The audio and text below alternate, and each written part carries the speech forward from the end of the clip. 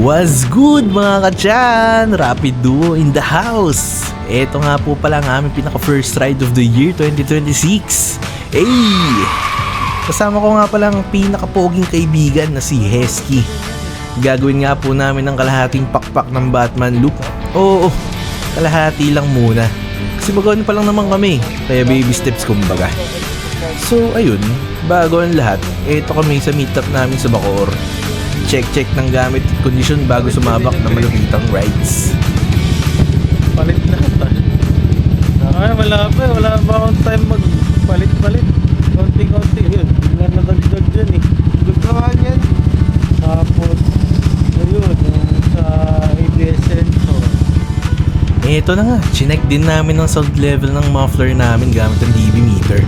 Pansigurado lang, in case ma-checkpoint kami. Naka TRC Power 5 kasi itong si Hesky. At di pa na-testing ang sound level ng kanya.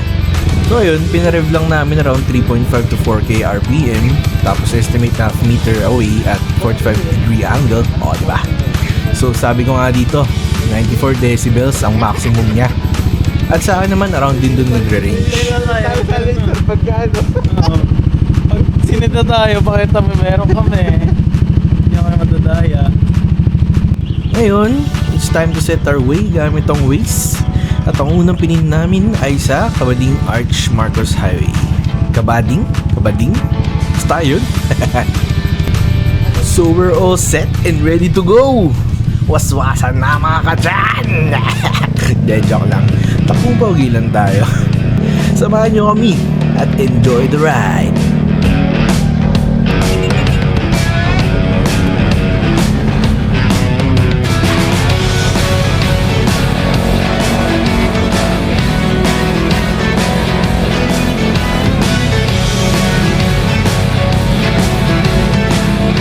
Eto, dito na kami ngayon sa bandang Masinag, Antipolo.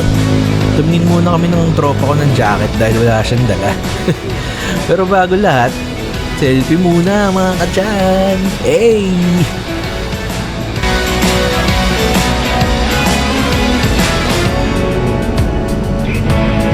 So ayun, sa kasamaang palad, wala kami nakitang sukat ng jacket na para kay paring Hesky.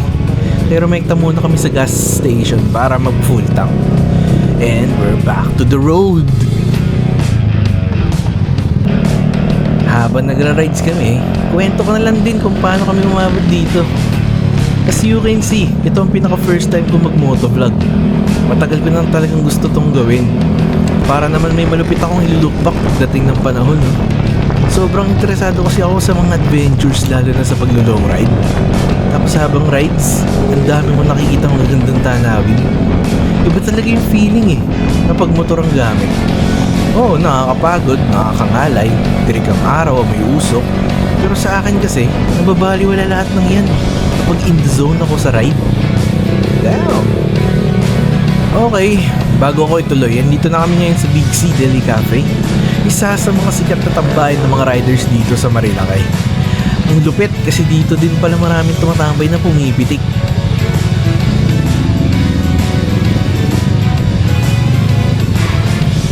Ayan o, tingnan nyo, para kaming artista. Tapos may dalawang paparati sa gilid. So ba yun, bago pumasok, konting ayos lang muna para pogi mga chong. Hey!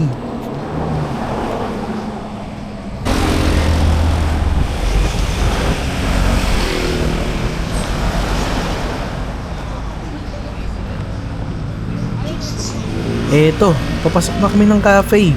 At ang unang bumungad sa amin ay eto napaka-cute na si Whitey! De joke, di ko alam yung pangalan niya pero puti kasi. Bahala na kayo dyan. Ito nga pala yung loob ng cafe, no? Simple lang siya pero presko ang hangin at may napakagandang overlooking mountain view. Mahina nga lang ang signal dito sa mga Globe users, pero good thing meron silang wifi for rent.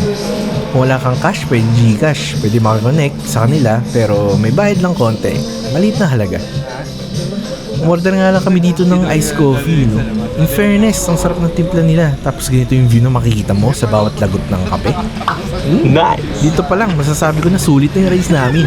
Patak! We're back on the road! At itutuloy ko na din ang aking kwento. So ayun nga, Simula lahat ng way back 2024. Wala pa akong motor nun mga oras na yun. Kotse pala ng AirPods ko lagi kong gamit sa pang-araw-araw papuntang ospital. Pero, oops! Tabado ba yun dahil nakakita kami ng checkpoint? Pero sa mabuting palad, mukhang day off naman ang mga nakapakabuting pulis sa area na to. So, ayun, back to my story. Noong mga oras na yun, madalas pa makitulog si parang Hesky sa amin. Dahil may isa kami din tropa pics na taga-Tarlac at nakitira sa panandalian sa amin. Shoutout sa'yo, Shemi! Nung bumalik na ang tropa sa Tarlac, naramdaman namin na matagal-tagal ulit kami hindi magkikita-kita. Kaya bigla kami nagkaayaan mag-beach, Batangas. At habang nasa biyahe, napag-usapan namin na parang ang sayang magkamotor sa malayuang gala. Gustong gusto ko na talaga magkaroon ng motor noon pa lang. Pero naiisip ko kasi, wala akong kasama. Pero nung nalaman ko na magkatubang interest namin ni paring Hesky, abay tinuloy ko nang i-manifest magkamotor. At ayun na nga, nagkaroon na. Isa sa goal namin na makapag North Loop, kaya nagkaroon kami ng kasunduan sa bawat ride namin ay palayo kami ng palayo para dahan-dahan makondisyon ng sarili namin sa pagdating ng araw. Malupit na ang endurance namin at kaya na mag North Loop. Sinimulan namin ng rides namin last year sa tinatawag kong Sita Tete Loop. Silang Tagaytay, Ternate 13. Gets ba? O basta yun. Tapos, sunod naman sa Taal Loop. Pero pagdating namin sa baba, dumiretso kami ng Laie, Batangas. At sa di inaasahang pagkakataon, sumunod sa amin si paring Shemi. Galing Pantarlac, pero nakakotse naman siya. Tapos, eto na, ang sumunod na rides namin sa Batman Loop, pero kalahati lang. Dapat ito ang year-ender ride namin eh. Kaso nung araw bago kami mag-rides, nabangga ang motor ni paring Hesky. Kinailangan niya ipaayos kaya na-postpone kami at naging year starter ride na lang namin ito.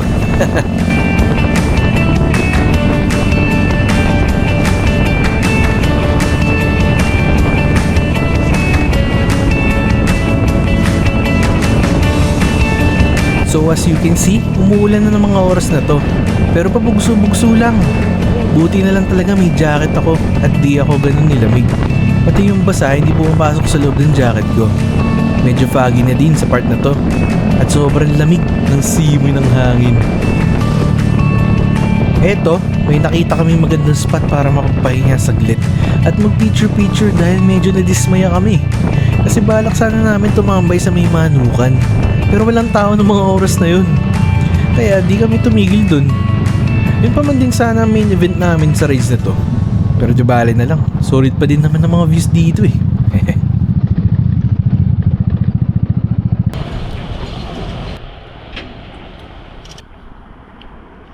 Eto na. Masusubok na ang aming photography skills. Bahala na kayo dyan, musga. Basta kami, masaya kami nagpipicture dito.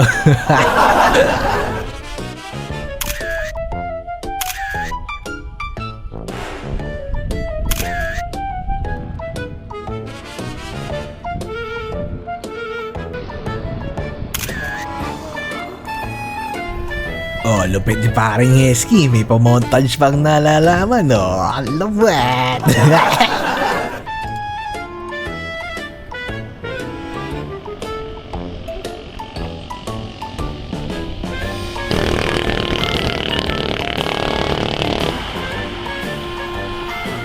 Mas may isa pa. Oh. Sheesh! Kuha mo, boy!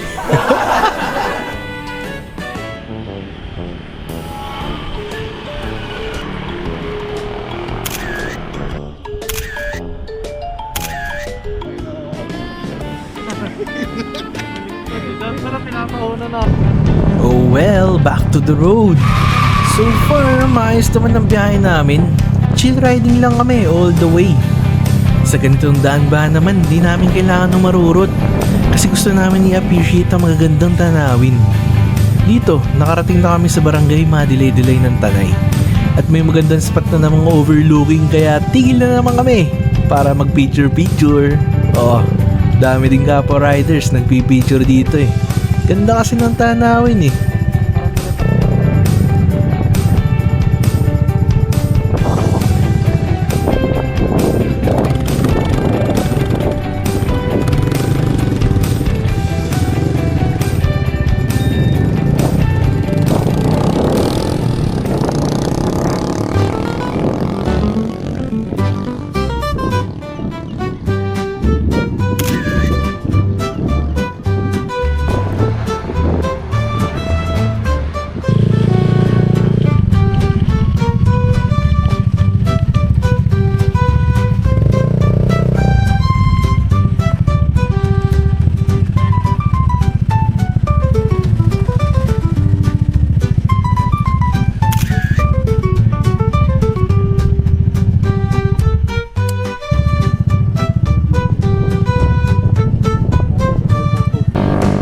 Eto, takbo na naman. Pero syempre, takbong pogi lang. At konting banking na feeling sports bike. Yay!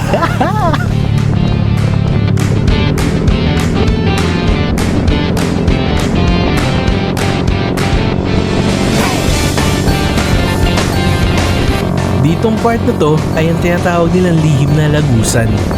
Medyo di nga na na-appreciate sa cup ko kasi naambunan kami ng mga oras na yan at may mga botol na tubig sa lens. Ganda makita nito sa personal kasi parang dediretso ka sa pagitan ng dalawang bundok na parang ba mga hidden path. Oh well, kaya siguro tinatawag na lihim na lagusan.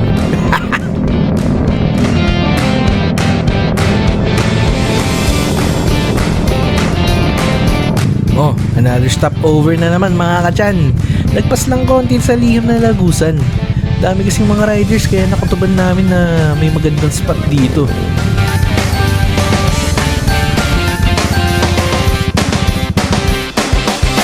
Oh, di ba? Ganda ng view. Puro bulabundukin.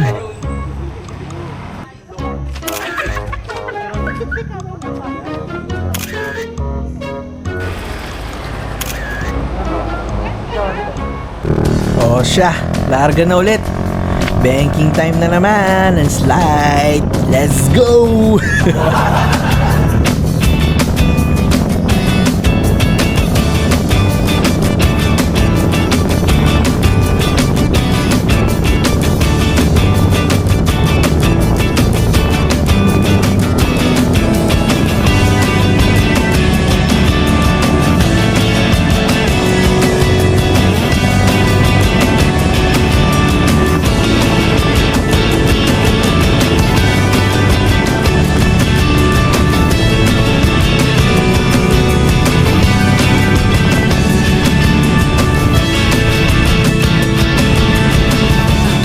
Okay, dito nakaabot na kami sa KM90 kung saan ang tinatawag nila na Little Baguio.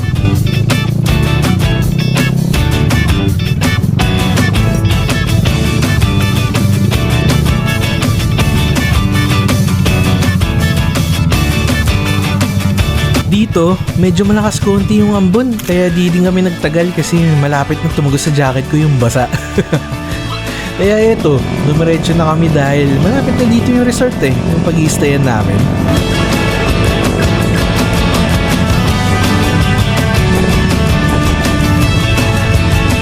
Eto, dito na kami sa La View Resort. Finally, touchdown! Hey! Oh ha? Ganda ng view dito. Kitang-kita dito na kapantay lang namin yung ulap sa dulo. What's up guys? Dito na kami sa La View Resort. Hey! Look at the view.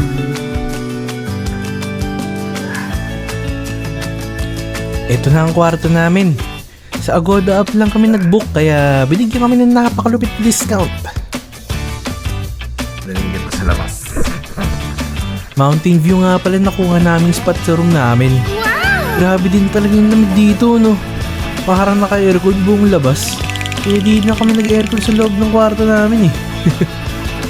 Solid na din yung bahay namin dito sa resort. Kasi malinis na yung kwarto. Di pa ganun kasikip. Malambot yung higaan. Malakas yung tubig. May heater pa. At higit sa lahat, may free breakfast na din.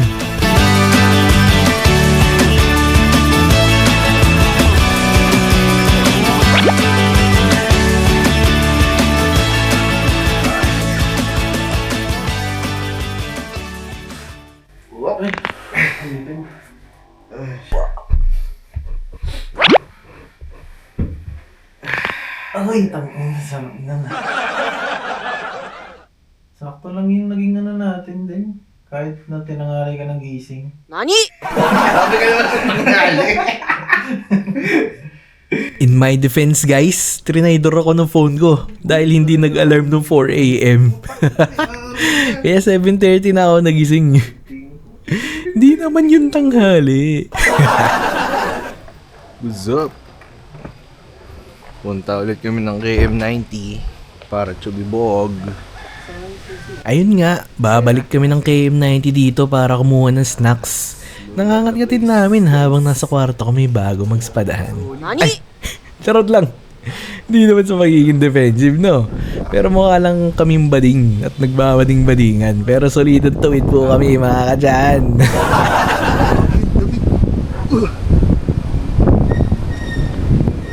Team HJC. Ha? Team HJC. Ay, puta. Hindi ko maalala. Hindi ko maano yung sa akin. Team Arpa. Team Arpa.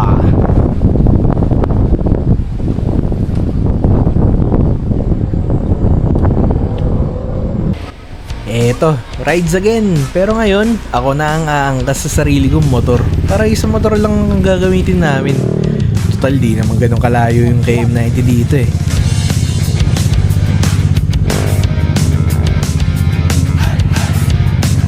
Saan ka ba magangka?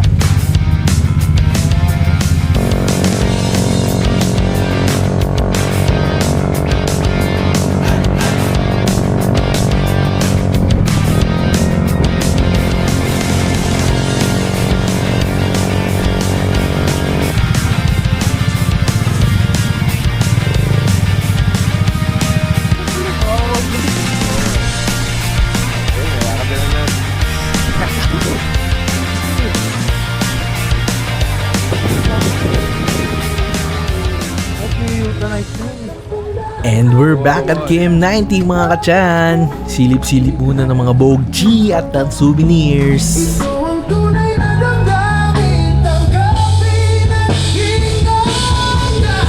Oh, ayos pala dito eh. Ang daming ulam choices oh. Pati pa sa lubong.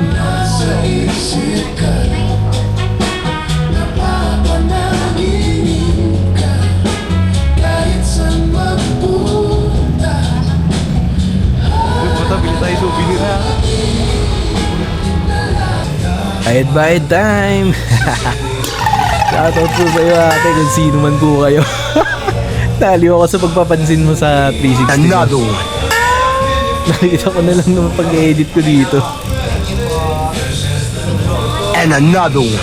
Solid, may pahabol pa. Ayos!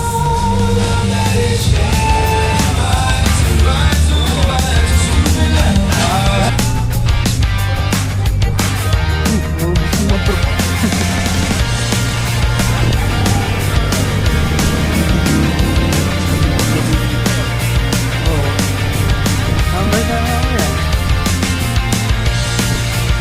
Hindi ka naman wala masyadong magpapagabi yan. Eto, pabalik na ulit kami ng Laview Resort. Di ako makag-get over sa lugar na to. Parang ang payapa, sobra.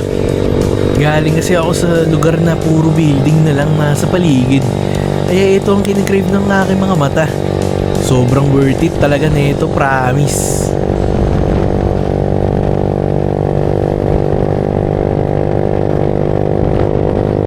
Fast forward na nga tayo sa dinner time. Eto, umorder kami ng calamares, buffalo wings, beef steak at fried rice. Grabe, di namin i-expect na pangmaramihan pala yung isang order pero dahil gutom kami, kinaya namin ubusin lahat. In fairness, ang sarap ng food nila dito. Ang lambot ng beef. Tapos yung chicken wings, malaki-laki. Bawat piraso, pati yung calamares. Solid lahat, wala akong downside na masabi sa food nila. Hey. What's up? Good morning, people. Eto, nagising kami medyo late na dahil grabe yung puyat namin kagabi. Dahil naghahanap kami ng mga pics namin eh, sa mga pitik-pitik group sa FB. Pahirapan pala maghanap doon kasi ang daming pictures tapos kailangan mo isa-isahin. Pero napaka-worth it naman. Once na makita mo yung litrato mo doon na para bang I've been recognized by the world. What? Diretso na kami sa resto nito para mag-breakfast dahil excited na din ako matikpan yung luto nila. Kasi alam ko magiging masarap dahil masarap yung naging dinner namin. So ayun, kumain nga ako ng tosilog na may longganisa. Si parang Hesky naman, may bang silog. Ewan ko sa experience ng iba pero sa amin napakasolid ng pagkain dito. Kaya siguro ang taas din ng rating nila sa Agoda. What up, people? Tapawin na kami, guys. Until next ride. At eto na nga, we're going back to the real world. Pero doon kami dadaan sa pababa ng Santa Maria. Grabe, mamimiss ko yung lamig dito. Kahit sobrang ngatog kami sa lamig. Feeling ko, it's a ride I would ride again. Dahil sobrang gaganda ng mga tanawin na di nakakasamang tignan. Pati yung daan, ang ayos. Napaka-smooth ride lang na experience namin. Except dito. Pero we had worst. Nung last ride namin, pinadaan kami ni Google Maps sa Batangas, Tabangaw, Lobo Road. Tapos paggabi na nun, kaya inabutan kami ng dilim sa daan. And Max ni parang Hesky nun, naging Adventure Max. Dito, nakarating kami sa Seven Up Hills. Bandang Santa Maria pa rin. Ganda ng view eh, kaya nag-picture kami panandalian lang.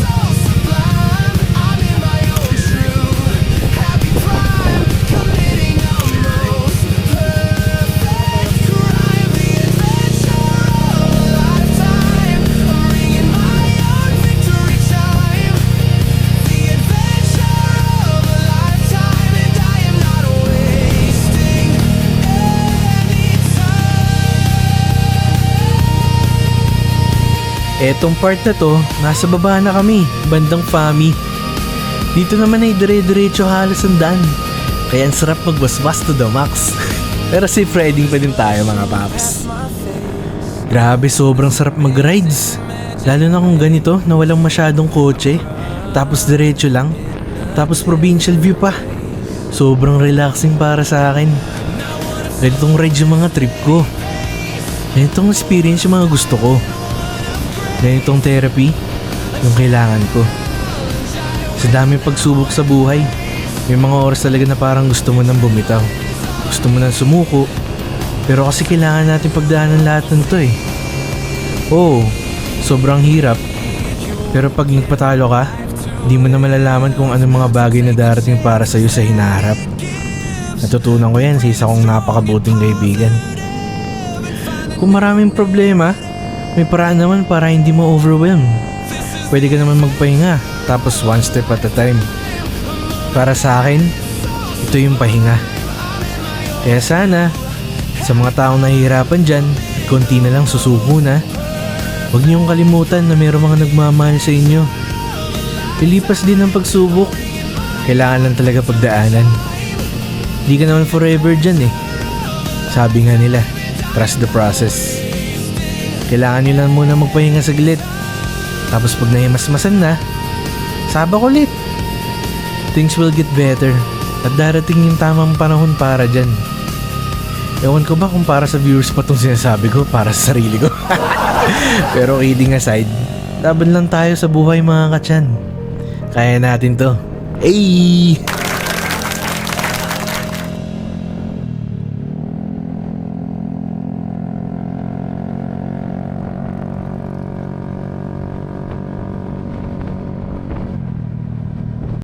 Eto, andito na kami sa may Pililla Rizal. At may nakita kami magandang spot dito na nakita yung mga windmills. Medyo kawig nyo na sa Ilocos Norte no, sa may Banggi, yung mga windmills dun. Kaya eto, picture ulit mga katyan.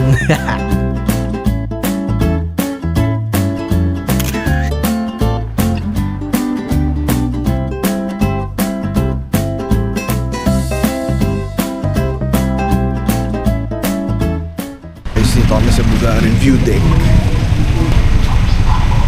Dito naman sa view deck, makikita natin yung overlooking view ng Laguna de Bay. Ayun no, ganda diba?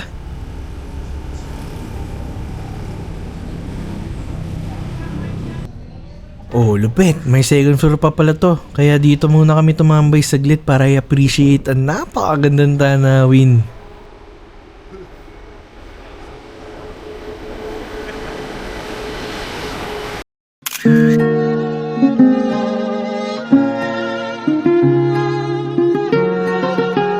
Ito na ang huli sa mga mountain view na dinaanan namin. At solid ang experience so far. Kasi ito sa mga hindi ko makakalimutan na tanawin dahil ang lawak dito. Makikita mo yung mga bulumundukin sa gilid. Tapos sa gitna naman yung napakalaking lake ng Laguna. Oh, ahora, paka!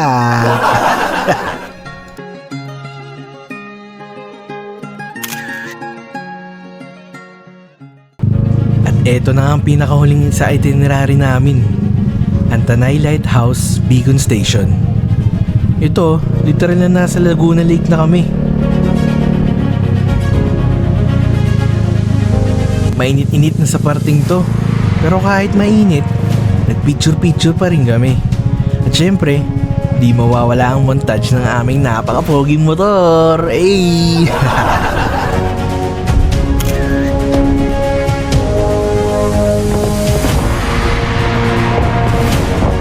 Oh, ha? Kuha mo boy, napaka-nice.